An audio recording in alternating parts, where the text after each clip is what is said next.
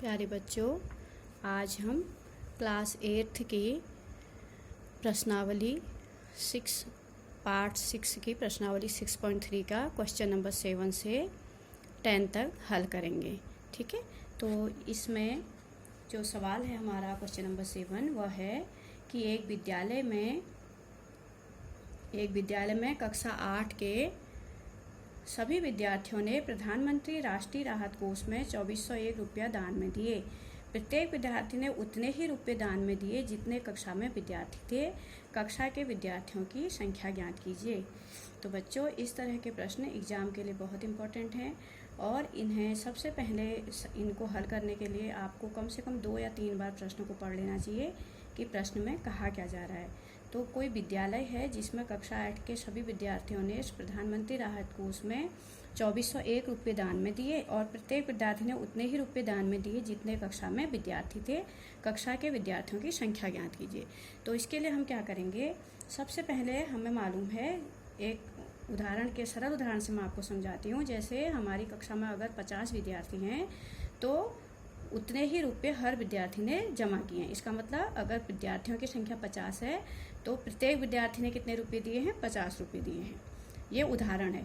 इसी तरह हमें यहाँ पर निकालना है कि उस कक्षा में कितने विद्यार्थी थे और टोटल जो जमा रुपया है वो 2401 रुपया 2401 रुपया है। ठीक है, तो इन प्रश्नों को हल करने के लिए हम क्या करते हैं कि माना कक्षा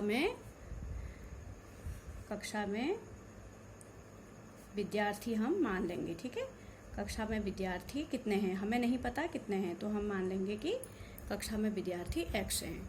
ठीक है, तो उसके बाद प्रत्येक विद्यार्थी ने जो रुपये जमा किए, प्रत्येक विद्यार्थी द्वारा जमा राशि। ठीक है, तो प्रत्येक विद्यार्थी ने जो राशि जमा की वह भी x है, क्योंकि अगर मैंने आपको उदाहरण दिया था अगर बच्चे 50 हैं तो रुपये भी एक बच्चे ने 50, हर एक बच्चे ने 50 रुपये जमा किए। वैसे ही यहाँ हमें पता नहीं है बच्चे कितने हैं, तो हम क्या करेंगे, मान लेंगे। माना कक्षा में विद्यार्थी x है और प्रत्येक विद्यार्थी जमा राशि x है। तो जो कुल राशि होगी वह होगी विद्यार्थियों की संख्या गुणा जमा राशि, विद्यार्थी गुणा 1 द्वारा जमा राशि। ठीक है, ऐसे ही हम निकालते हैं कितने रुपये टोटल जमा होंगे।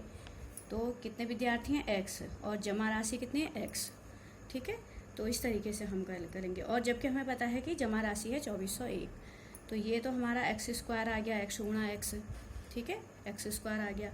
अब हमें पता है कि कुल रुपये जो हैं प्रश्नानुसार कितने हैं, प्रश्नानुसार कुल रुपये बराबर 2401। ठीक है, 2401 रुपया है। तो हम क्या करेंगे, जो हमारा x² कुल रुपया आया है वो हमारा 2401 बराबर है, ये प्रश्न में दिया हुआ है। ठीक है, तो अब हम क्या करेंगे, x निकालेंगे। तो x जो होता है वो 2401 का वर्गमूल होगा। ठीक है, ये x होगा। तो हम अब वर्गमूल कैसे निकालते हैं ये तो हम पहले भी सीख चुके हैं। वर्गमूल निकालने के लिए हमें पहले इसके अभाज्य गुणनखंड निकालने होंगे। ठीक है, 2401 के। तो हम पहले 7 से इसको विभाजित करते हैं।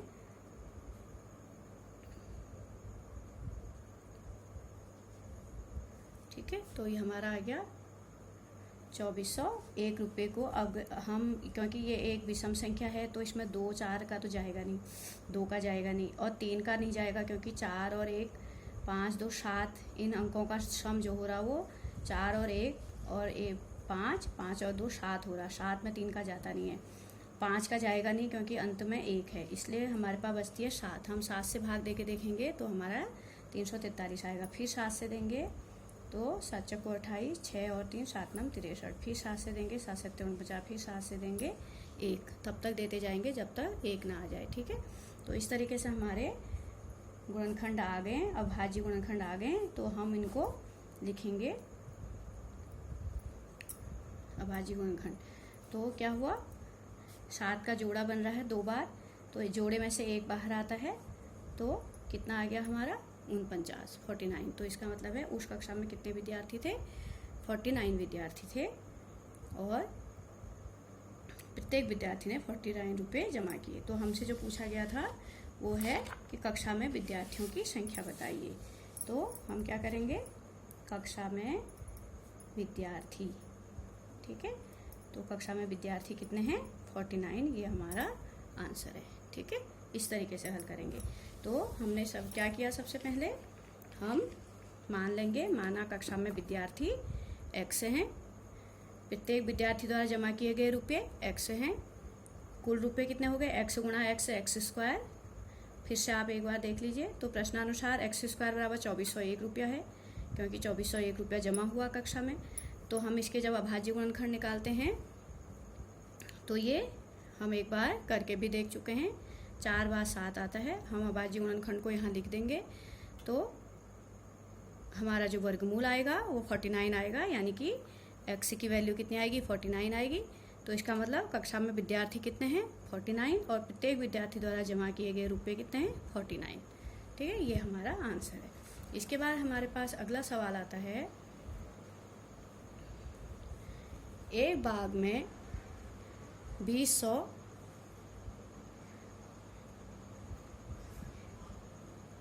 ठीक है, ये हमारा प्रश्न है, एक बाग में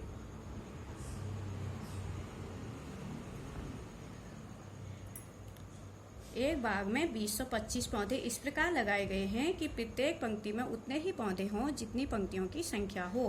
पंक्तियों की संख्या तथा प्रत्येक पंक्ति में पौधों की संख्या ज्ञात कीजिए। यह बिल्कुल वैसा ही सवाल है जैसा हमने अभी थोड़ी देर पहले हल किया। तो हम फिर वही मानेंगे, माना यहाँ पर प्रश्न में वो ये कह रहा है कि बाग में कुछ पौधे लगाए गए हैं और ये देखा गया है, ये ध्यान में रखा गया है कि प्रत्येक पंक्ति में जितने पौधे हैं उतने ही पंक्तियों की संख्या है। प्रत्येक पंक्ति में उतने ही पौधे हैं जितनी पंक्तियों की संख्या है। तो हम मान लेंगे कि माना प्रत्येक पंक्ति में x हैं पौधे और पंक्तियों की संख्या भी उतनी ही है, यानी x। तो फिर वही पहले प्रश्न के अनुसार कुल पौधे हो जाएंगे x गुणा x, यानी x स्क्वायर। तो प्रश्नानुसार जो कुल पौधे हैं वो x स्क्वायर हैं, लेकिन प्रश्न के अनुसार वो 225 हैं। तो हम x स्क्वायर बराबर 225 कर देंगे। तो इसी तरीके से हम x की वैल्यू निकालने के लिए हम 225 का वर्गमूल निकालेंगे। और वर्गमूल निकालने के लिए आपको पता है बेटा कि हम क्या करते हैं, हम 225 के अभाज्य गुणनखंड निकालेंगे। अभाज्य गुणनखंड निकालने के लिए आपको पता है लास्ट में 5 है, तो पहले 5 से जाएगा तो 405 आएगा, फिर 5 से जाएगा 81, फिर 3 से जाएगा 27, फिर 3 से जाएगा 9, फिर 3 से जाएगा 3, फिर 3 से जाएगा 1। तो ऐसे करते करते हमारे जो अभाज्य गुणनखंड बने वो बने हैं 5 गुणा 5 गुणा 3 गुणा 3 गुणा 3 गुणा 3। तो सभी जोड़े में हैं, तो हम हर जोड़े में से एक बाहर निकालते हैं वर्गमूल निकालने के लिए, तो हमारा 45 आ गया। इसका मतलब क्या हुआ कि पंक्तियों की संख्या कितनी है? 45, और प्रत्येक पंक्ति में पौधे कितने हैं? 45। ठीक है, इस तरीके से हम इसको प्रश्न को हल करेंगे। ठीक है, तो फिर उसके बाद हमारे पास अगला सवाल आता है। इसमें सवाल में ये दिया गया है कि वह सबसे छोटी वर्ग संख्या ज्ञात कीजिए जो 4, 9 और 20 प्रत्येक से विभाजित हो जाए। ठीक है, वह छोटी सबसे वर्ग संख्या ज्ञात करनी है, लेकिन वो पूर्ण वर्ग संख्या होनी चाहिए जो 4, 9, 20 से विभाजित हो जाए। तो हमें पता है कि हमने छोटी कक्षाओं पढ़ा है कि वह सबसे छोटी सी छोटी वर्ग संख्या ज्ञात कीजिए जो 4, 9, 20 से विभाजित हो जाए। वर्ग संख्या अगर हम छोड़ दें तो छोटी से छोटी संख्या जो 4, 9, 20 से विभाजित हो जाए, इसके लिए हमें लॉसअपो निकालना होता है। तो लॉसअपो निकालने के लिए हम 4, 9, 20 को ऐसे रखेंगे और उसके बाद उसका लॉसअपो निकालेंगे। ठीक है, पहले 2 से दिया, 9 को ऐसे छोड़ दिया, 2 से 4 को दिया 2, 20 को दिया 10, फिर 2 से 2 को दिया 1, 10 को दिया 5, 9 वैसे रहा, फिर 3 से दिया, फिर 3 से दिया, फिर 5 से दिया। तो ये हमारे गुणनखंड आ जाते हैं। ठीक है, तो उसके बाद हम क्या करेंगे, वह सबसे छोटी सी छोटी संख्या जो 4, 9, 10 से विभाजित हो जाए। अभी हम वर्ग संख्या की बात नहीं कर रहे हैं, केवल हम लॉसअपो निकाल रहे हैं। तो वो लॉसअपो क्या होगा, इन सबको गुणा करेंगे हम। ठीक है, इन सबको गुणा करने से हमारा क्या आएगा, 2 गुणा 2 गुणा 3 गुणा 3 गुणा 5। तो कितना आ गया हमारा, 180 आ गया।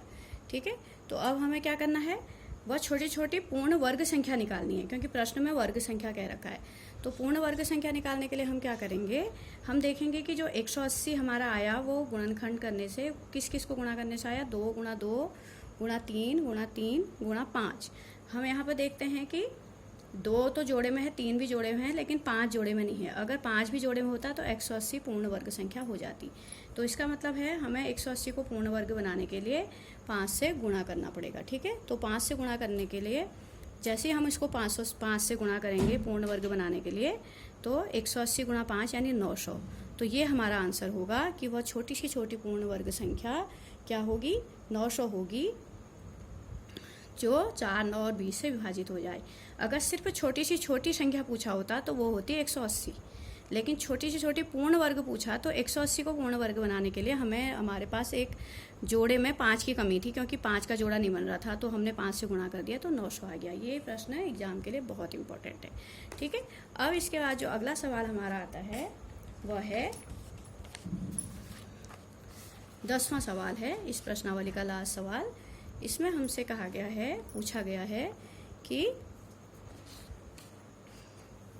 ये हमारा सवाल है, वह सबसे छोटी वर्ग संख्या ज्ञात कीजिए जो 8, 15 और 20 प्रत्येक से विभाजित हो जाए।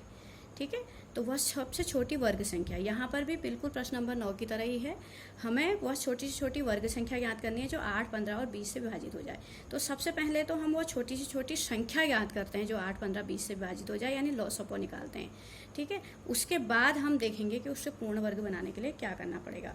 तो इस सवाल को हल करने के लिए हम क्या करेंगे, सबसे पहले हम लिखेंगे वह छोटी से छोटी संख्या, अभी हम पूर्ण वर्ग संख्या छोड़ देते हैं, हम केवल छोटी से छोटी संख्या जो 8, 15 व 20 से विभाजित हो जाए। ठीक है, तो हम क्या करते हैं ऐसे सवालों में, लॉसअपो निकालते हैं, हो जाए तो वो संख्या हम लॉसअपो निकालेंगे। सबसे पहले 8, 15 और 20। ठीक है, तो इसका लॉसअपो निकालेंगे। तो लॉसअपो निकालने के लिए क्या करेंगे, हम इसमें भाग देंगे, पहले 2 का देंगे, 2 चक्को 8, 15 वैसे ही रहेगा, 20 के नीचे 10 आ जाएगा। फिर हम 2 का देंगे, यह हम छोटी कक्षाओं से करते आए हैं। फिर 2 का देंगे, ठीक है, और फिर हम देंगे 5 का।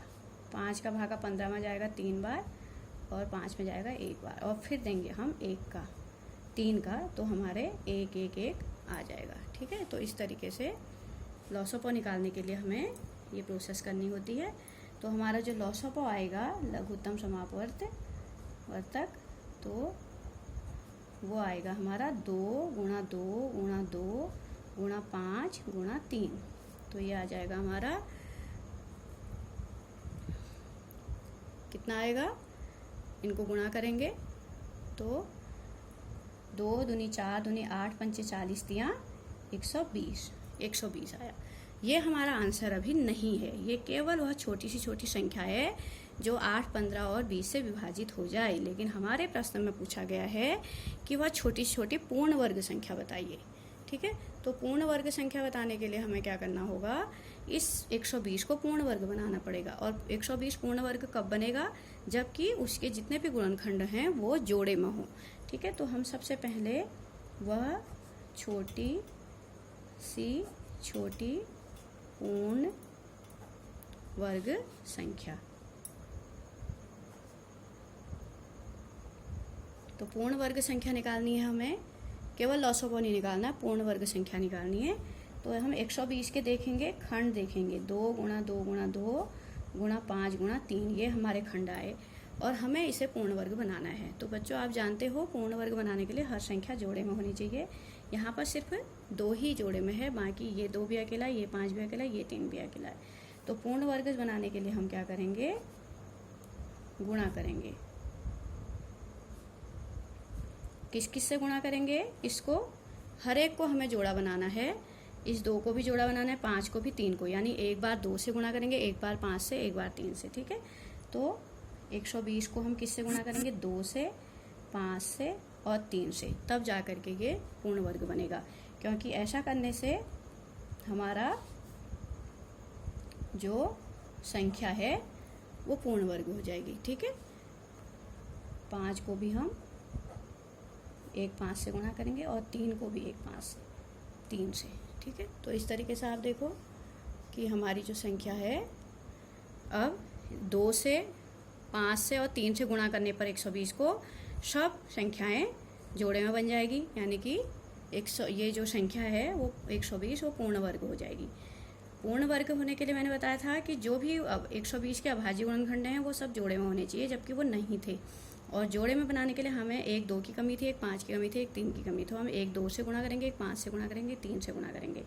तो कितना आएगा 120 को अगर हम गुणा करते हैं 120 गुणा 5 दूनी 10 तियाँ 30।